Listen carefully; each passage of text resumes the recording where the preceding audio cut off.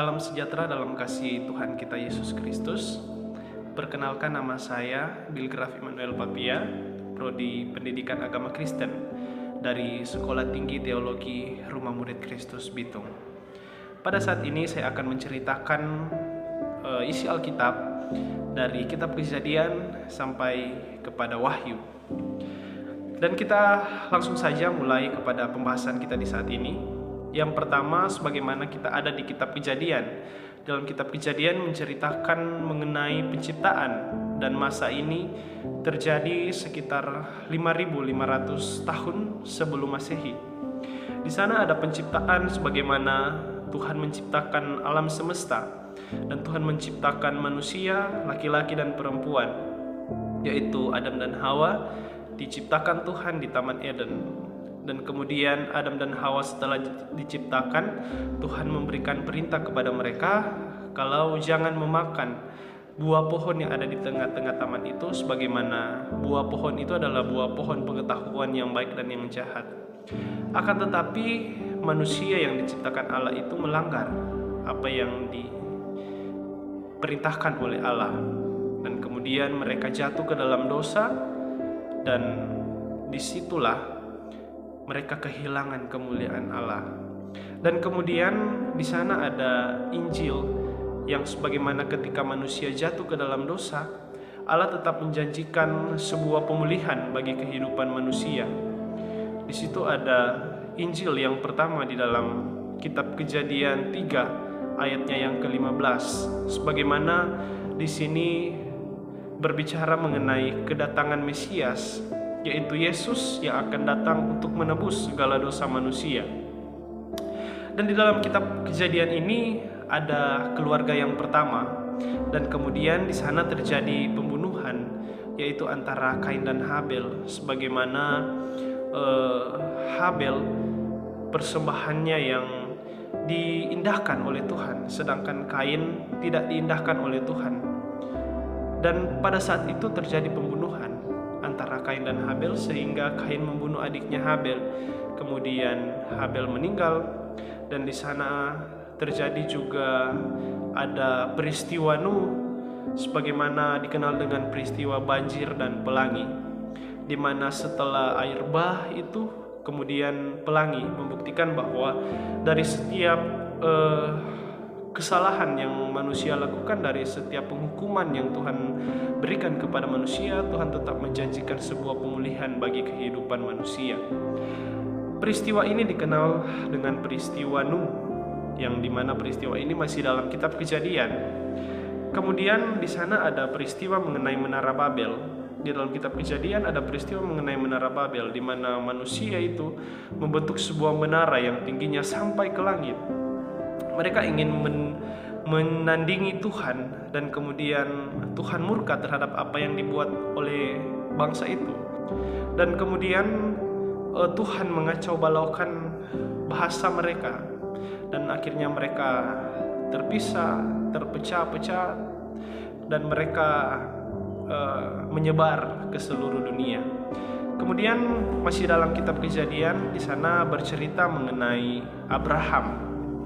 Abraham ini dipanggil Allah, dan kemudian Allah menjanjikan sebuah tanah, menjanjikan sebuah benih, dan menjanjikan sebuah berkat, di mana benih itu adalah sebuah keturunan, dan berkat itu adalah Yesus.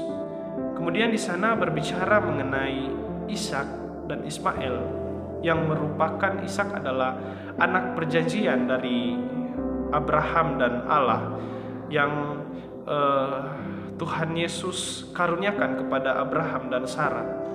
Yang dimana Ismail ini bukan merupakan anak perjanjian. Mengapa demikian?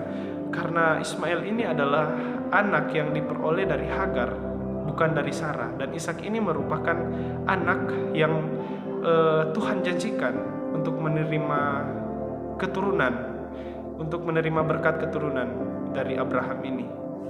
Kemudian di sana ada Yakub dan Esau.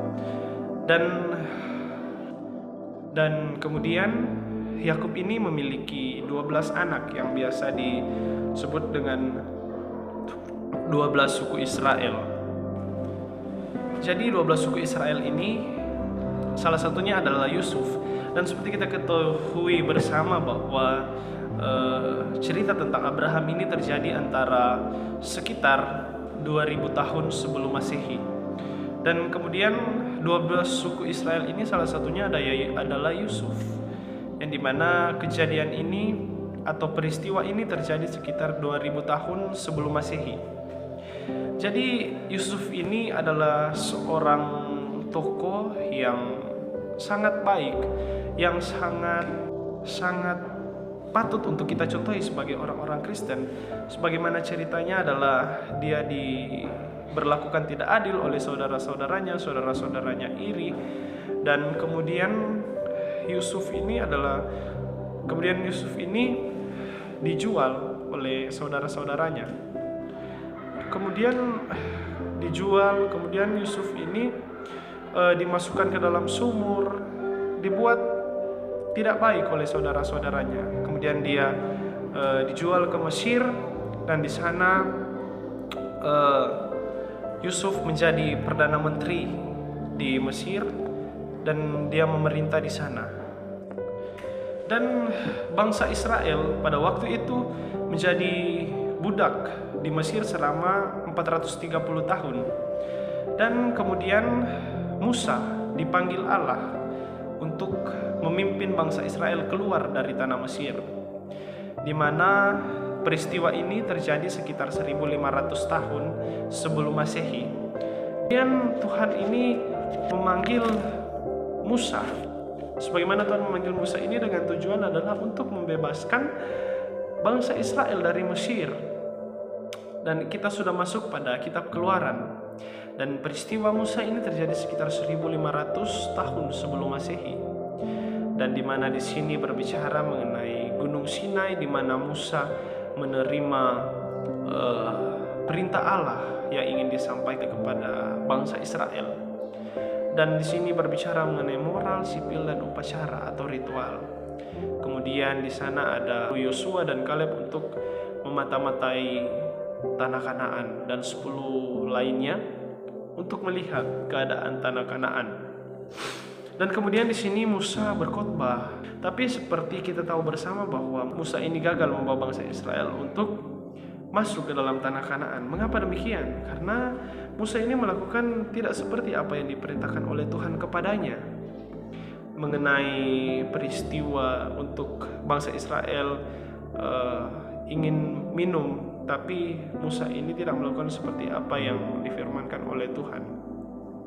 Kemudian Musa gagal membawa bangsa Israel untuk masuk ke dalam Kanaan. Tuhan sudah mempersiapkan seorang pemimpin, yaitu bernama Yosua, di mana Yosua ini adalah seorang pemimpin yang membawa bangsa Israel untuk masuk ke dalam tanah perjanjian, yaitu tanah Kanaan.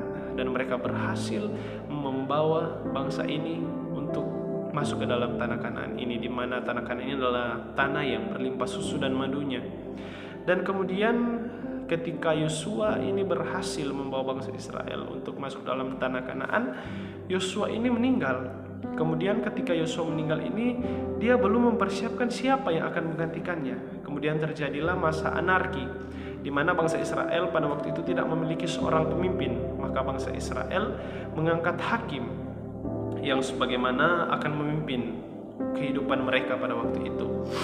Dan hakim-hakim ini seperti yang sudah kita lihat pada slide kita yang sudah ditampilkan, ada beberapa hakim ini, sebagaimana ini adalah hakim-hakim yang memimpin bangsa Israel.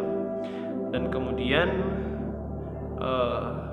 bangsa ini dipimpin oleh hakim-hakim ini. Sebagaimana peristiwa ini terjadi sekitar 1405 tahun sampai 1025 tahun sebelum Masehi. Dan kemudian bangsa Israel ini seorang raja, yang dimana permintaan bangsa Israel ini tercapai, yaitu dimana raja Israel yaitu adalah Saul, Daud, dan Salomo.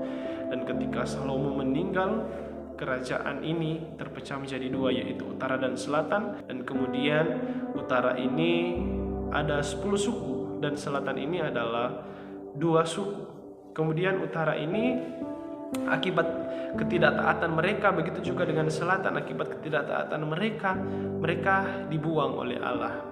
Dan peristiwa ini sudah berada di kitab Yeremia. Ini adalah sebuah peristiwa di mana bangsa Israel tidak taat kepada Allah, akhirnya mereka dibuang. Ini berbicara mengenai ketidaktaatan.